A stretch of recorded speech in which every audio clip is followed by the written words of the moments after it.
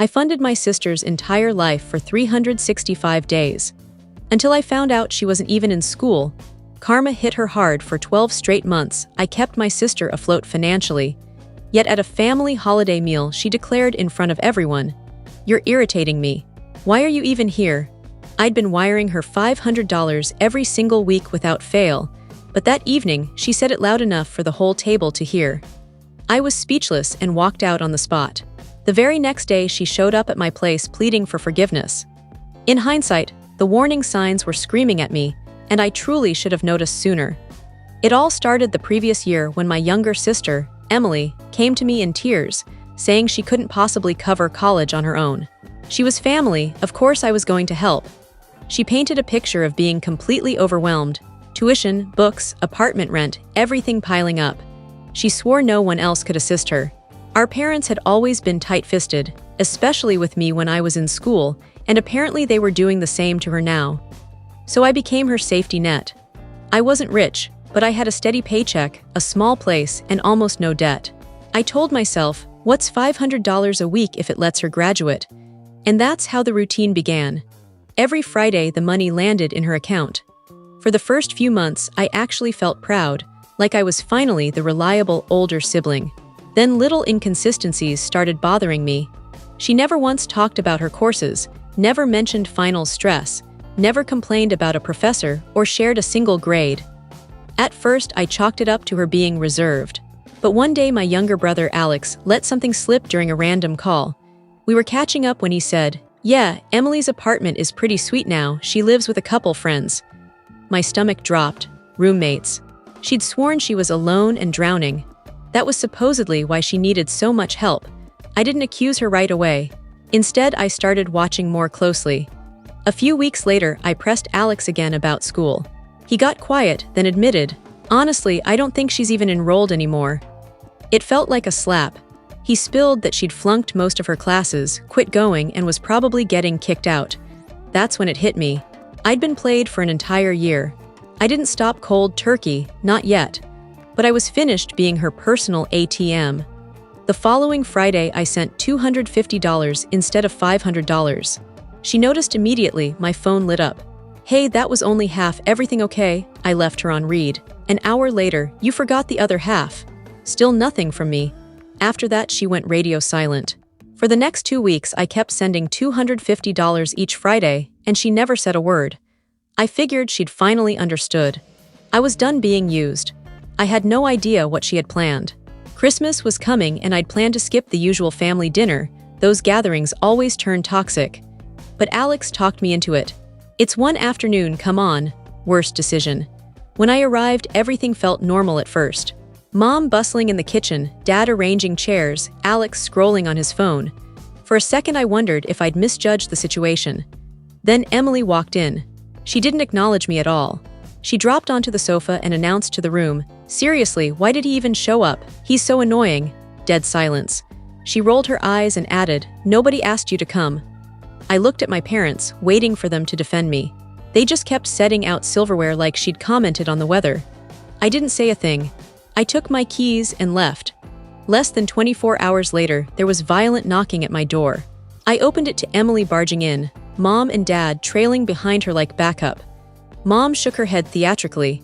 Dad shut the door behind them as if this were a planned intervention. Emily threw herself onto my couch and without any apology asked, "So when are you sending the rest of the money this week?" That's when the depth of her entitlement truly sank in. She honestly believed the cash flow was my lifelong obligation. Not a word of thanks for the past year, just pure expectation. When I told her the payments were finished permanently, she laughed like it was a prank. My parents immediately took her side. Mom said Emily was going through a hard time, and it was my responsibility as the older brother. Dad nodded along. So I laid out every lie. The secret roommates, the dropped classes, the coming expulsion, everything Alex had told me. Emily didn't even look ashamed, just irritated that I'd found out. Mom shrugged it off. Dad said, "It's not that serious." Then Mom actually said Emily wasn't built for hardship the way you were, and that men have it easier making money anyway. Emily sat there with her arms folded, waiting for me to fold first. Instead, I opened my banking app in front of all of them and deleted the recurring transfer to her account. Her expression turned venomous. She leapt up screaming that I had no right.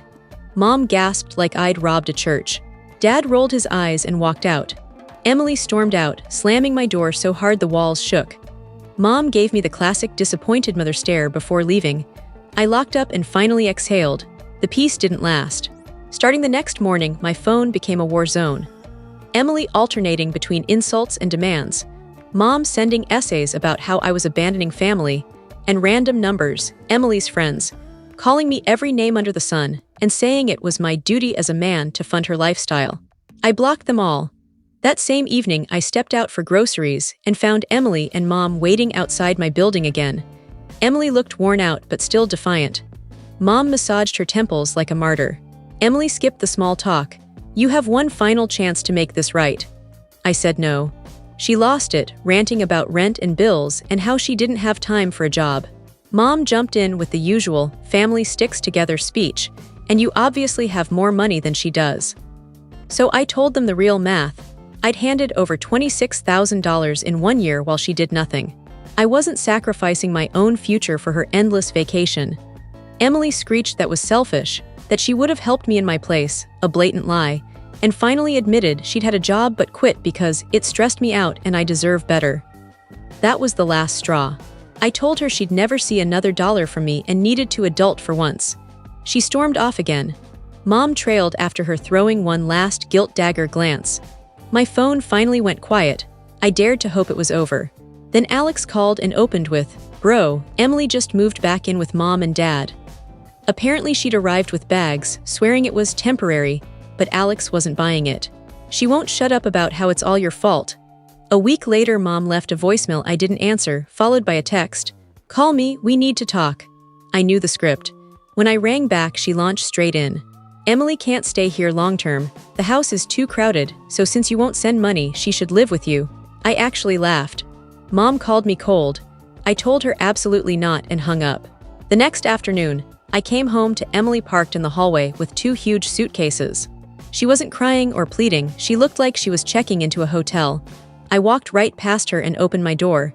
She tried to follow with the bags. I blocked her. She said, "Mom told me you agreed." I told her to leave. She rolled her eyes. "You have the extra room, no girlfriend, no life, what's the big deal?" I said my piece and my boundaries were the big deal. She screamed I was leaving my own sister on the street. I asked if she'd applied anywhere. She sneered, "Mom and Dad said you'd handle everything." I stepped inside and closed the door in her face. She banged for a minute, then gave up. An hour later, Mom rang again, livid. Emily came home sobbing, "I didn't raise you to be heartless." I deleted the message. That night, I slept like a rock. But a few days later, my bank texted me about a suspicious $500 transfer attempt from Emily's phone. She'd apparently kept my login somewhere. I shut the entire account down, opened new ones, changed every password. Mom called demanding I unblock Emily because she's desperate. I called back once more and told her I was done with Emily, done with her, done with the whole circus. She screamed I'd die alone and regret it. I hung up mid-sentence and blocked every family number except Alex. Silence. Beautiful silence. Then Alex rang a couple weeks later. After some chit-chat, he said completely deadpan, "Hey man, quick question, can you spot me $5,000? I almost choked. He cracked up. "Your face right now, I wish I could see it. I'm messing with you." We laughed until we couldn't breathe. Before he hung up, he added, "Seriously though, you did the right thing. Emily actually got a job. Can you believe it?" I smiled wider than I had in years. Not my circus, not my monkeys, not anymore.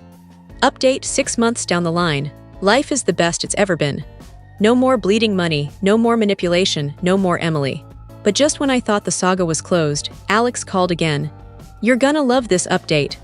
Turns out Emily hated the job. Parents got sick of supporting her, told her to pay rent or leave. She called them selfish and bounced. Moved in with the same friends who used to harass me. 2 months later, they booted her for never paying or cleaning. Then a blocked number popped up on my phone.